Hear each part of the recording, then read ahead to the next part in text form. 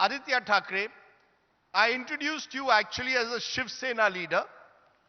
Some would say correct yourself. We just had the Maharashtra Chief Minister Eknath Shinde. Oh, is he the Chief Minister? 1 minute. He heads a party called Balasaibanchi Shiv Sena, or the Shiv Sena of Balasaheb Thackeray. And you at the moment, as per the Election Commission, are the leader of the Shiv Sena Uddhav Balasaheb Thackeray. Which brings me to my first question. What happens to the Shiv Sena?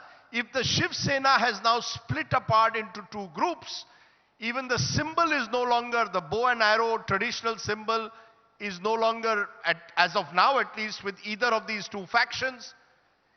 Do you concede that you are facing a crisis of a kind that was unimaginable for a party that your grandfather started about 56 years ago? So, two corrections to that, and very humbly. First is, it's not a recognized party as yet.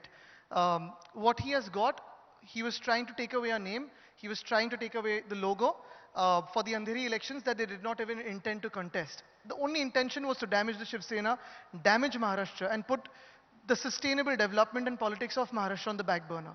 What they have got is Balasaibanchi Shiv Sena. Now, there are multiple Balasahebs across the country, so it could be anyone's Shiv Sena that they are talking about. What we have got is Shiv Sena Uddhav Balasaheb Thackeray.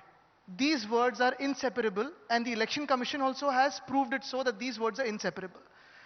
What also is very important is Shiv Sena and Uddhav Balasaheb Thackeray during COVID times and the 2.5 years of our governance in Maharashtra has shown to the world that we can be transparent, accountable, listening to different voices from different sectors and areas of society, and work for the people.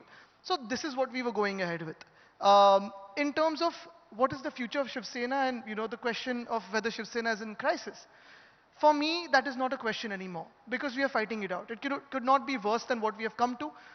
They've run away with 40 Gaddars from our party and 12 Gaddar MPs, and they will face elections and the people will decide.